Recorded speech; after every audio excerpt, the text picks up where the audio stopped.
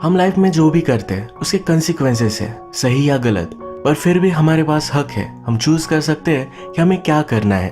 Hello friends, आज की हमारी मूवी डिसओबीडियंस ये इसी कंसेप्ट पर बेस्ड है। अपने फादर की डेथ के बाद हमारी मेन कैरेक्टर घर पर आती है। उसके बाद एक अफेयर की वजह से सब कुछ गड़बड़ होनी स्टार्ट होती है।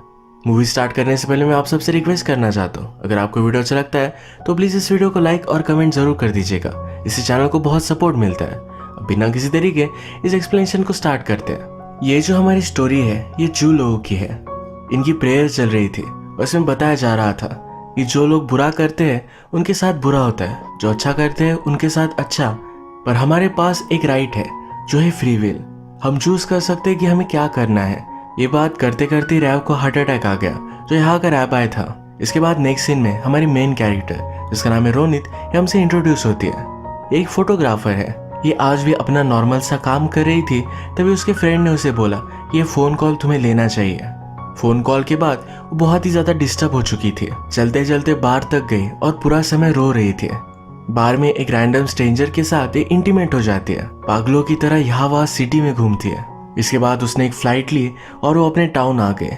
रैव का फ्यूनरल चल रहा था, वहां पर वो पहुंचती है। यहाँ पर जो दरवाजा खोलता है उसका नाम है डेविड। डेविड रोनित का बचपन का फ्रेंड था और उसे देखकर बहुत ही ज्यादा सरप्राइज्ड है।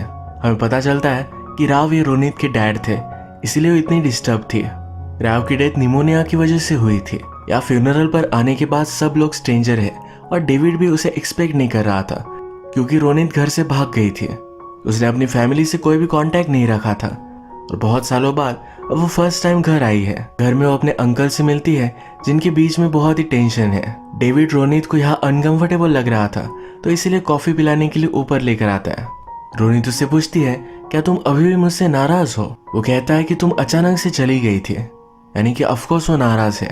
एक टाइम पर ये बेस्ट फ्रेंड हुआ करते थे। रोनित ने उससे पूछा, क्या तुमने शादी की?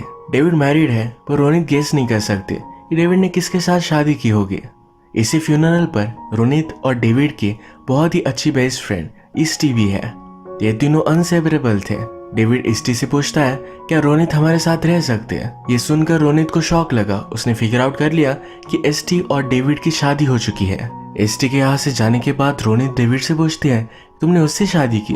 डेविड कहता है, तुम चली गई थी, हम दोनों ही बचे हुए थे।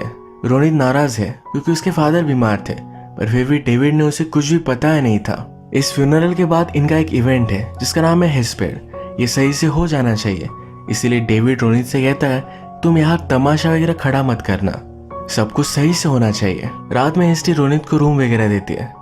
रोनित एसटी से पूछती है कि तुम्हें क्या लगता है, मुझे यहाँ रहना चाहिए? एसटी ने कहा कि ये तुम्हारी चॉइस है और वो यहाँ से चली गई। जब उसे डेविड मिलने के लिए आया हुआ था तो रोनित न्यूज़पेपर देख रही थी। इस न्यूज़पेपर में राव की डेथ की न्यूज़ थी। इसमें लिखा था कि उसे कोई भी बेटा या बेटी नहीं थे। रोनित का मेंशन इसमें नहीं था, तो इस पर वो अपसेट हो गए। डेविड उसे समझाता है कि वो अच्छा सा रिपोर्टर नहीं होगा, इसलिए उसने नहीं डाला। रोनित कहती, कभी कभी मुझे लगता है कि राव के जो फॉलोअर्स थे वो मुझसे ज्यादा उनसे प्यार करते थे। उसे ये भी नहीं पता कि उसने खुद ने कभी अपने फादर से प्यार किया। वो एसटी और डेविड से पूछती है, क्या तुम दोनों हैप्पी हो? ये कहते हैं कि हम दोनों खुश हैं। रोनित की आने की वजह से एसटी इनसिक्योर हो गई थी। रात में डेविड को बेड पर वो किस कर लेती है। अगले दिन रोनित जब ग्रेव पर गए तो वहाँ ऑलरेडी राव के फॉलोअर्स थे। नेक्स्ट सीन से हमें पता चलता है कि एसटी एक टीचर है। डेविड भी राव की तरह एक रायबाय बनने वाला है। उसके कलीग उससे पूछते हैं कि रोनित तुम्हारे साथ रह रही है, क्या इससे कुछ प्रॉब्लम आएगा? डेविड ने उन्हें अश्योर किया कुछ भी प्रॉब्लम नहीं होने वाला। रिलीजन की होली बुक में लिखा हुआ है कि कपल को फ्राइडे को इंटीमेट होना है, उसी तरीके से एसटी और डेविड फ्राइडे को ही इंटीमेट होते हैं। एक रात रोनित की फैमिली, एसटी और डेविड ये सब डिनर करते हैं। डिनर पर रोनित की आंट बात करती है कि उसकी बेटी को कितने बेटे हैं। वो रोनित से कहते हैं कि तुम्हें भी शादी कर लेनी चाहिए। रोनित को इन सब चीजों में फोकस नहीं है। यही रीजन था वो घर से बाहर चली गई थी। अगर वो इस कम्युनिटी में रहती तो जबरदस्ती उसकी शादी करवा देते, वो नहीं चाहती थी। यहाँ इसी डिनर पर हमें यह भी पता चलता है कि डेविड एक अनाथ था। राव ने उसे घर लाया था और अपनी कम्युनिटी में अच्छे से बड़ा किया। इसी वजह से राव ने जब डेविड को एसटी से शादी करने के लिए कहा तो उसने कर ली थी। डिनर पर रोनित को सब लोग बहुत ही डिस्टर्ब कर रहे थे, तो इसी वजह से वो बाहर चली आई। उसके पीछे पीछे डेविड आता है। रोनित कहती है कि मैं सिर्फ चाहती थी कि मेरे फादर को पता हो कि मैं उनसे बहुत प्यार करती थी। राव का घर है जो रोनित अब सेल कर सकती है, तो इसी के बारे में बात करने के लिए वो अपने अंकल के पास आई। उसके अंकल राव की विल उसे दिखाते हैं। इससे रोनित को पता चला कि उसके फादर ने घर उसे नहीं दिया तो कम्युनिटी को दे दिया था। उसके अंकल ने कहा तुम्हें तुम्हारे फादर के पास होना चाहिए था। रोनित कहती कि मुझे पता भी नहीं था। अंकल कहते हैं तुम्हें पता कैसे होता, तुम तो भाग गई थी। तुम्हारे लिए यह सब बहुत ही डिफिकल्ट होगा क्योंकि लास्ट तक तुम्हारे फादर ने तुम्हें माफ नहीं किया। इसके बाद नेक्स्ट सीन में हम देखते हैं कि एसटी शॉपिंग कर रही थी। यहाँ उसे पता चला कि थोड़े टाइम पहले ही यहाँ रोनित थी। उसे ढूंढते ढूंढते उसके पीछे आ जाती है। उसने उसे ढूंढा और इसके बाद एसटी और रोनित ये दोनों रोनित के फादर के घर में आते हैं। रोनित के फादर जब बीमार थे तो उनका बेड, उनकी सब चीजें वैसी की वैसी ही है। ये सब देखकर वो इमोशनल हो गई। एसटी रोनित से पूछती है या तुम्हें ये हाउस चाहिए था? रोनित की फाइनेंशियल सिचुएशन बहुत ही खराब है। कहती है ऑफ कोर्स चाहिए था, फाइनेंशियल फ्रीडम किसको नहीं चाहिए होता। इस घर में इन्हें अपने बचपन की यादें आई। राव हमेशा अपने रूम में स्टडी करते थे। रोनित के रूम में दोनों खेला करती थे। रोनित ने एसटी से पूछा क्या तुम्हें लगता है कि मुझे जल्दी घर चले जाना चाहिए? एसटी रोनित के पास आई, उसे गले लगा लिया। कहती है कभी भी वापस मत जाओ। ये दोनों फिर किस कर रहे थे और हमें रीजन पता चला है कि एसटी इतनी अनकंफर्टेबल क्यों थी। रोनित घर छोड़ने के साथ साथ एसटी को भी छोड़ कर गई थी। रोनित एसटी को रोकने की कोशिश करती है पर वो अपने आप पर कंट्रोल नहीं कर पाती। एसटी ने कहा तुम्हारे फादर की न्यूज देने के लिए मैंने ही तुम्हें कॉल किया था। इसके बाद ये घर के बाहर आए, वॉक ले रहे थे। अपने मैरिज को एक्सप्लेन करने के लिए एसटी कहती है कि राव हमेशा कहा करते थे कि जल्द से जल्द शादी कर लेनी चाहिए। हमारे पास एक साथी होता है जो हमें सपोर्ट करता है, बुढ़ापे में सहारा देने के लिए बच्चे होते हैं। तुम्हारे जाने के बाद मैं बहुत ही डिस्टर्ब थी, इसी वजह से राव ने मुझे सजेस्ट किया मुझे डेविड से शादी कर लेनी चाहिए। उसे शादी करना भी इतना बुरा नहीं था। रोनित को इस पर बिलीव नहीं होता। वो कहती है क्या तुम दोनों फ्राइडे पर इंटीमेट होते हो? एसटी कहती है कि बुक में तो लिखा है पर ये मैंडेटरी नहीं है। वो अपनी लाइफ से खुश है, यही लोकल स्कूल में बच्चों को पढ़ाती हो, उसे अच्छा लगता है। रोनित कहती है सिखा सिखा कर तुम क्या सिखाओगे? हमारे रिलीजन के अकॉर्डिंग उन्हें तो एक लड़की से मैरिज ही करना है, तो इसका पॉइंट क्या है? ऐसे ही बातें करते करते एक प्लेग्राउंड तक आए। इन्हें याद आया इनकी फर्स्ट किस ये इसी पेड़ के नीचे थी। टेनिस कोर्ट के पास आकर किस कर रहे थे तभी वहां की लाइट्स ऑन हो गई। कुछ लोगों ने इन दोनों को देख लिया। किसी को एसटी के बारे में पता ना चले तो इसीलिए वो जल्दी से घर आ गए। इस बात की वजह से वो बहुत ही डिस्टर्ब हो चुकी थी। शावर में जाकर बहुत रोती है। बाहर से डेविड ने सुना, उसे सहारा देने के लिए उसे गले लगा लेता है। अगले दिन जब एसटी टीच कर रही थी तो उसके प्रिंसिपल ने उसे बुला लिया। एक्चुअल में जिन लोगों ने रोनित और एसटी को एक साथ देखा था उन्होंने ये बात प्रिंसिपल को कही है। ये सब चीजें रिलीजन में फॉरबिडन है तो उन्हें बहुत डांटा जाता है। स्कूल खत्म होने के बाद एसटी जब बाहर आए तो वहाँ रोनित खड़ी थी।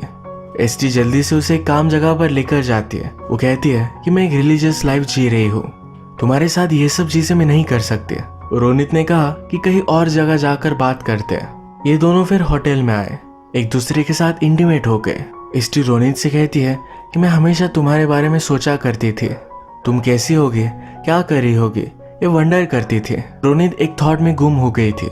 एसटी ने उसे पूछा तो कहती है कि मैं याद कर रही थी जब राव ने हम दोनों को एक साथ देख लिया था। ये बहुत ही बड़ा डिजास्टर था। अब हमें पता चला है यही रीजन था। जल्द से जल्द एसटी की शादी डेविड से करना चाहता था।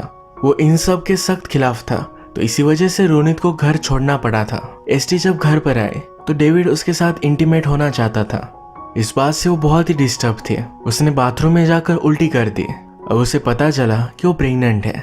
अगले दिन ब्रेकफास्ट पर एसटी डेविड से कहती है कि मैंने रोनित को किस किया। डेविड उसके पास आया। वो कहता है कि क्या तुम्हें समझ में नहीं आ रहा, रोनित हमेशा यही करती है। क्या उसने तुमसे कहा कि तुम भी उसके साथ न्यूयॉर्क जा सकती हो?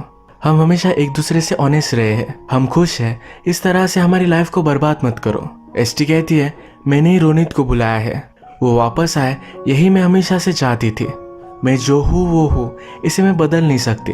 ये सब बात सुनकर डेविड यहाँ से चला गया। रात में रोनित, एसटी और डेविड इनमें बहुत ही वियर्ड सा डिनर होता है। इसमें रोनित कहती है कल रात की फ्लाइट से मैं चली जाऊंगी।